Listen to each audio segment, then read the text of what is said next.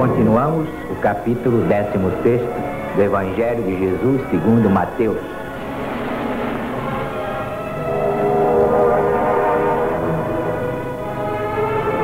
Indo Jesus para as bandas de Cesareia de Filipe, perguntou aos seus discípulos: quem diz o povo ser o Filho de Deus?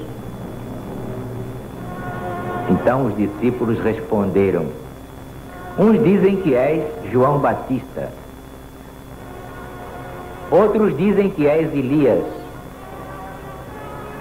outros dizem que és Jeremias ou algum dos grandes profetas. Mas vós, continuou Jesus, quem dizeis vós que eu sou? Então Pedro respondeu: tu és o Cristo, o Filho do Deus vivo. Então Jesus falou: bem-aventurado és tu, Simão Barjonas, porque não foi a carne ou sangue quem te revelou, mas o Pai que está no céu. Também eu te digo, tu és Pedro, e sobre esta pedra edificarei a minha igreja. E as portas do Hades não prevalecerão contra ela. Dar-te-ei as chaves do reino dos céus. O que ligares sobre a terra será ligado no céu. O que desligares sobre a terra será desligado no céu. Então Jesus ordenou aos seus discípulos que a ninguém dissessem que ele era o Cristo. Desde esse tempo começou Jesus a mostrar aos seus apóstolos que lhe era necessário ir a Jerusalém e padecer muita coisa dos anciãos, dos principais sacerdotes e dos escribas ou doutores da lei, ser morto e ressuscitar ao terceiro dia. Mas Pedro, chamando Jesus à parte, começou a censurá-lo, dizendo: ora, Jesus, isso não vai acontecer de modo nenhum. Então Jesus, voltando-se, disse a Pedro: sai da minha frente, Satanás! Tu és agora para mim uma pedra de tropeço. Não estás cuidando das coisas de Deus, mas das coisas dos homens. Então disse Jesus aos seus apóstolos: se alguém quer vir após mim, negue-se a si mesmo, tome a sua cruz e siga-me. Aquele que quiser salvar a sua vida, certamente a perderá. Mas aquele que quiser perder sua vida por minha causa, este a salvará. De que vale ao homem conquistar o mundo inteiro e perder a sua alma? Ou que dará o homem em troca de sua vida? O que em verdade eu vos digo: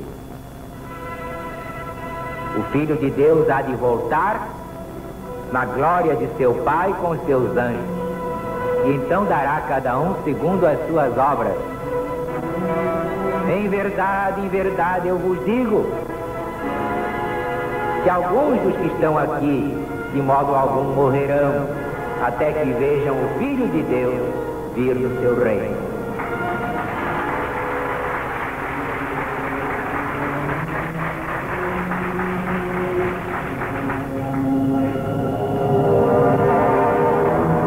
Este é um dos pontos culminantes do Evangelho.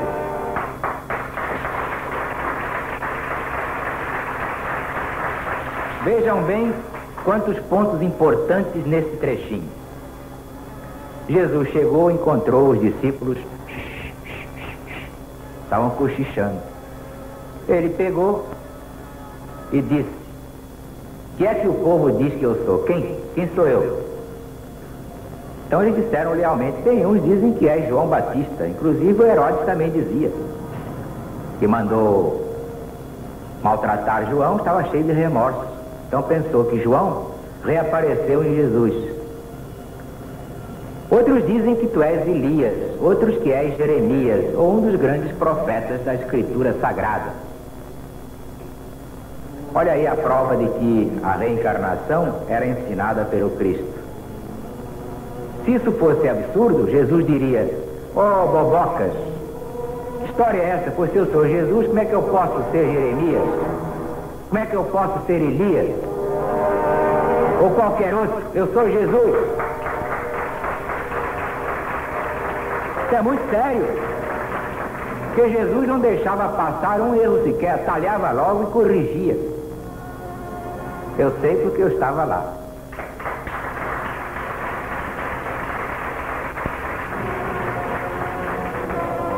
Pois bem, eu já expliquei aqui que, de fato,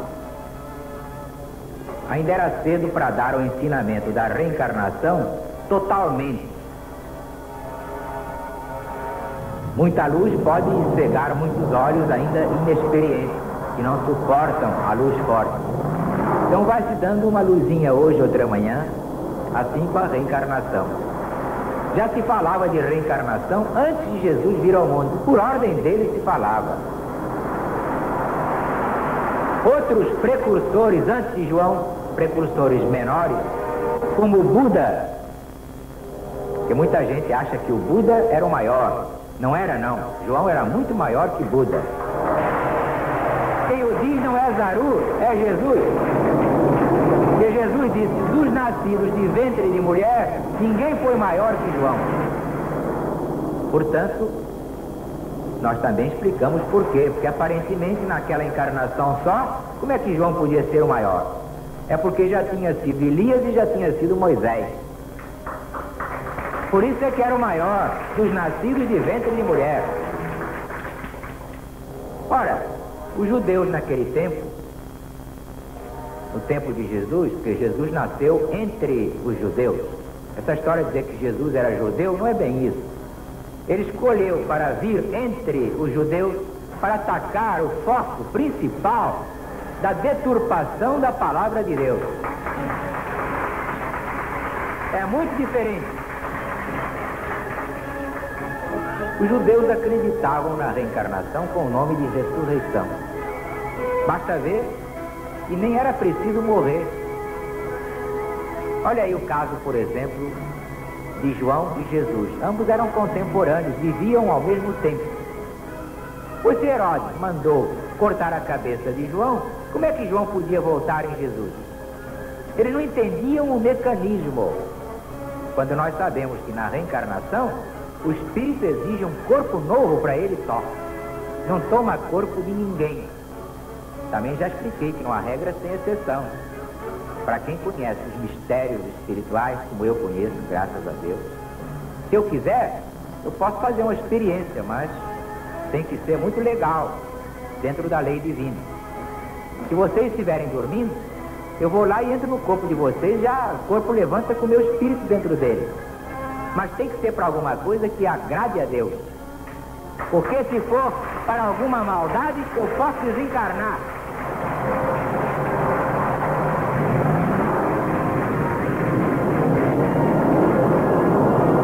Isso eu posso lhes contar. Houve aí um missionário que na hora H se acovardou e recuou. Então, os guias da humanidade, vendo que ele estava em perigo, ia botar em perigo uma doutrina que não podia sofrer pelo capricho de homem nenhum. Quando esse homem dormiu, alguém mais forte mandou outro tomar o corpo dele e salvou tudo direitinho. Ele aí passou a falar com tal equilíbrio que todo mundo ficou espantado, mas já não era mais ele, era só o corpo dele, o espírito era de outro. Não é curioso isso?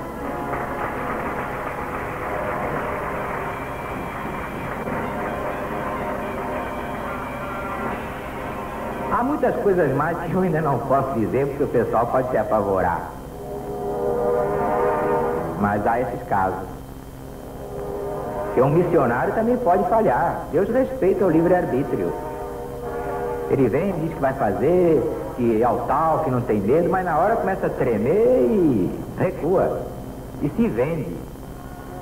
Então, se isso vai acarretar prejuízo para a doutrina, para a verdade e para os que creem, que são aqueles pequeninos na fé, que vão ser escandalizados, pode haver esse recurso. Quando o covarde for dormir, o espírito dele sai e o outro toma o corpo dele e salva a parada.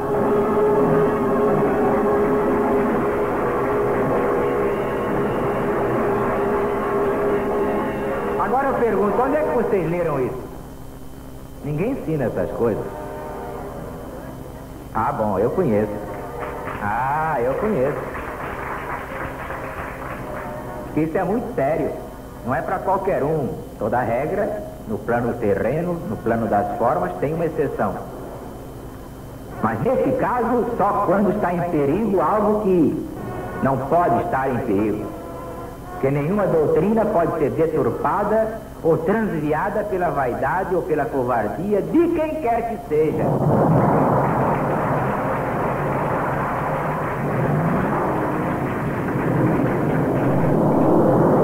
Portanto, a reencarnação já era ensinada pelo próprio Jesus, basta ler o que ele disse a Nicodemos.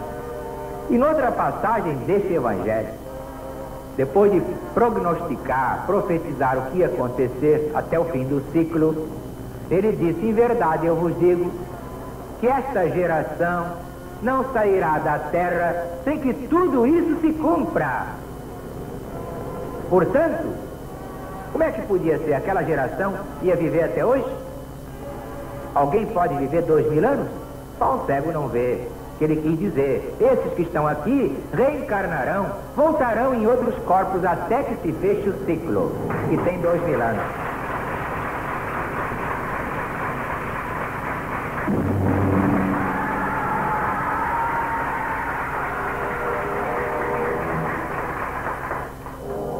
Agora, o outro ponto muito perigoso.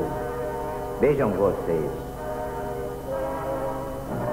Depois de ouvir tudo aquilo, Jesus disse: muito bem, isso diz o povo. Um diz que eu sou Elias, outro diz que eu sou João Batista, outro diz que eu sou Jeremias. Mas vós, quem vós dizeis que eu sou? Foi aí que Pedro, que era um grande médium, tocado pela inspiração divina, gritou: tu és o Cristo, Filho do Deus vivo.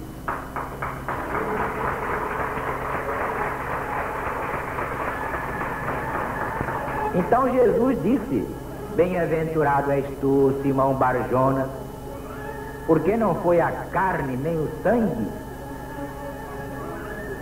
nem a carne. Vejam bem como é que está escrito aqui, neste versículo 17.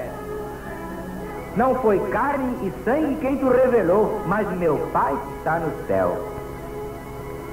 Tu não és Pedro, Kefas? Pois bem, isto em grego quer dizer pedra. Pois bem, sobre esta pedra, que sou eu, Jesus, edificarei a minha igreja. Porque Jesus era a pedra angular, não era Pedro. Tanto Jesus não achava Pedro perfeito. Logo adiante nesse mesmo capítulo, que foi que vocês ouviram, ainda há pouquinho. Está aqui. Para quem tem olhos de ver e ouvidos de ouvir. Jesus dizendo que ia ser preso pelos principais sacerdotes do diabo que os carregue, ia ser torturado, crucificado, mas ressuscitaria ao terceiro dia. Pedro, que a essa altura já estava cheio de vento, chega para o ouvido dele assim à parte de Jesus: deixa disso, o que há? Deus não vai permitir tal coisa. Ora, o que é que Jesus disse a Pedro logo ali? Sai da minha frente, Satanás, vá de retro, Satanás, porque não tens o gosto das coisas de Deus, queres é sombra e água fresca.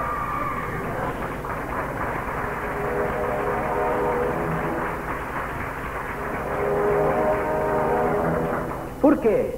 Porque Deus é muito sábio. Se Jesus não fosse preso pelos principais sacerdotes do diabo que os carregue, se ele não fosse crucificado, Ele não poderia ressuscitar 3 dias depois, e não haveria evangelho, não haveria cristianismo, nós estaríamos até hoje tapeados pelos principais sacerdotes do diabo que carrega.